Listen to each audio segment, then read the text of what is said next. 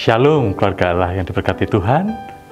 Senang rasanya hari ini kita bisa bertemu kembali di dalam renungan harian Livingstone.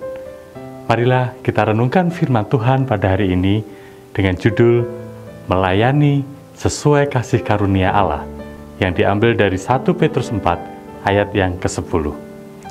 Layanilah seorang akan yang lain sesuai dengan karunia yang telah diperoleh tiap-tiap orang sebagai pengurus yang baik dari kasih karunia Allah.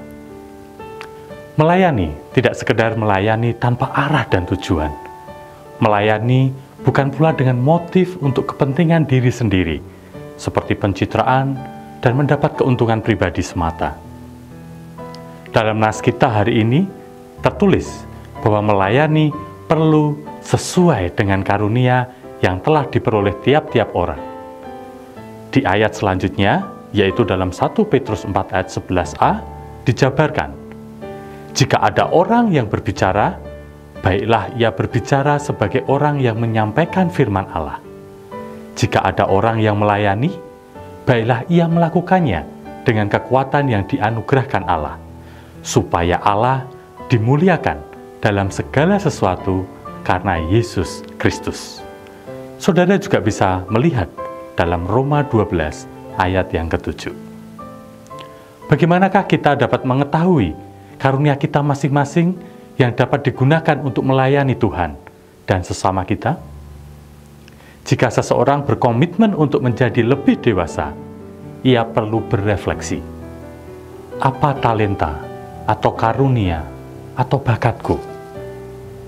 Seorang dewasa dapat melayani yang belum terlalu dewasa, termasuk anak-anak jasmani maupun rohani, untuk menemukan karunia yang dianugerahkan Tuhan.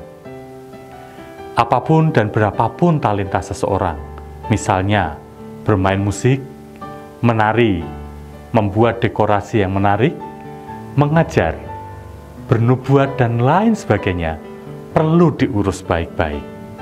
Di nas kita hari ini tersirat bahwa tiap-tiap orang yang melayani tak hanya perlu tahu apa karunianya. Dalam 1 Petrus 4 ayat yang ke-10 jelas tertulis bahwa setiap orang yang menjadi pengurus yang baik dari kasih karunia yang diterimanya dari Allah.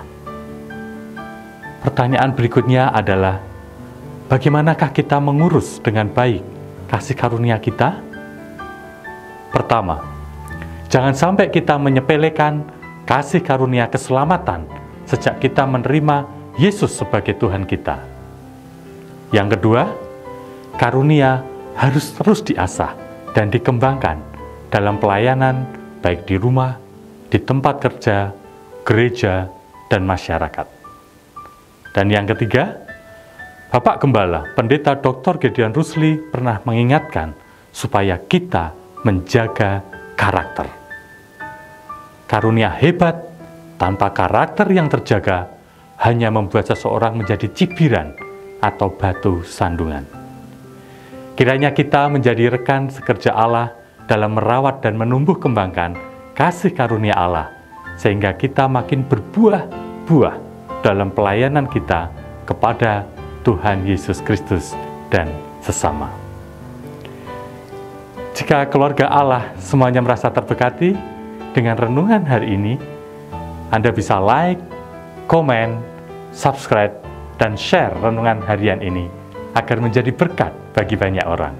Terima kasih, Tuhan Yesus memberkati.